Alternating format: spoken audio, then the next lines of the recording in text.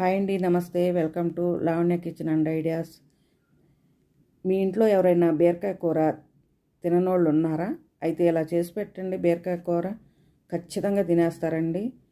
ఏంటంటే బీరకాయతోటి పచ్చికారం gravy curry చేస్తున్నాను. దీనికోసం 2 బీరకాయలు తీసుకొని చెక్కు తీసి శుభ్రంగా కడిగి ఇలా పెద్ద సైజు ముక్కలు కట్ చేసుకోవాలి. చిన్న ముక్కలు అయితే గ్రేవీలో కలిసిపోతాయి, అందుకని కొంచెం పెద్ద సైజు కట్ చేసుకుంటే బాగుంటుంది అన్నమాట. ఉడికేటప్పటికి చిన్న ముక్కలు అయిపోతాయి. ఇలా ఈ ముక్కల్ని కట్ చేసి పక్కన పెట్టుకొని మిక్సీ జార్ తీసుకొని 4-5 పచ్చిమిరపకాయలు, అల్లం ముక్క, వెల్లుల్లి రెబ్బలు, పెద్దలపాయ ముక్కలు, కొబ్బరి తురుము, పల్లీలు, 1 స్పూన్ ధనియాల పొడి, పసుపు, కొద్దిగా కారము. పచ్చిమిరపకాయ కారం ఉంది కాబట్టి కొంచెం తక్కువ వేసుకోవాలి కారము. కొత్తిమీర వేసి పేస్ట్ లాగా చేసుకోవాలి. ఇప్పుడు బాండీ పెట్టుకుని 2 స్పూన్ల ఆయిల్ వేసుకోవాలి. కొంచెం ఆయిల్ ఎక్కువే పడుతుంది, నేనైతే తక్కువ వేసి చేస్తున్నాను. 2 దాల్చిన చెక్క ముక్కలు, 2 లవంగాలు వేసి వేగిన తర్వాత ఇప్పుడు మనం మిక్సీ పట్టుకున్న పేస్ట్ని వేసి ఇందులో పచ్చివాసన పోయే వరకు వేయించుకోవాలన్నమాట.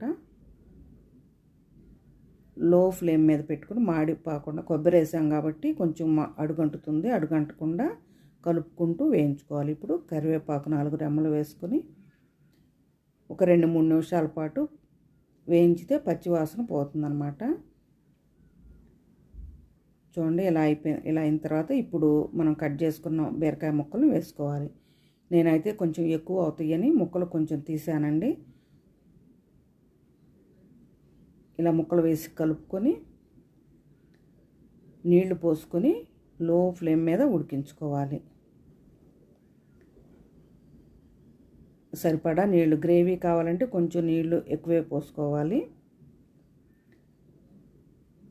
ఇలా నీళ్లు పోసి ఒకసారి తిప్పుకొని మూత పెట్టి లో ఫ్లేమ్ మీదే ఉడికించుకోవాలి. హై మీద పెడితే అడుగంటుతుంది అన్నమాట, కొబ్బరి వేసాం కాబట్టి.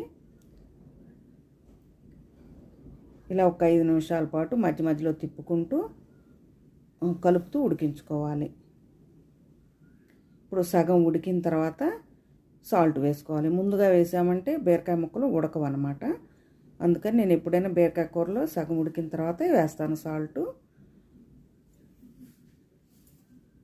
సాల్ట్ వేసిన తర్వాత మళ్ళీ ఒక 5 నిమిషాల పాటు మళ్ళీ లో ఫ్లేమ్ మీద ఉడికించుకోవాలి. చూడండి ఉడికిపోయింది.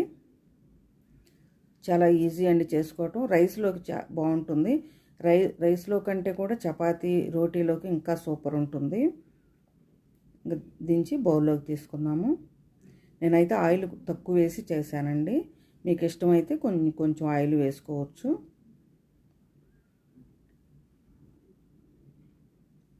రెడీ అయిపోయిందండి బీరకాయ పచ్చికారం గ్రేవీ కర్రీ, చాలా బాగుంటుంది. ఇప్పుడు కొంచెం కొత్తిమీర చల్లుకొని ఇంకా తినేసేయటమేనండి. బీరకాయ ఇష్టం లేని వాళ్ళు కూడా ఇలా చేస్తే ఖచ్చితంగా తింటారు. మీరు ట్రై చేయండి. మీ ఇంట్లో ఎవరైనా తిన్నోళ్ళు ఉంటే ఇలా చేసి పెట్టండి, ట్రై చేయండి. ఈ వీడియో మీకు నచ్చినట్టయితే లైక్ చేయండి, సబ్స్క్రైబ్ చేయండి, షేర్ చేయండి. మీకు నచ్చితే కామెంట్ చేయండి. Thank you for watching.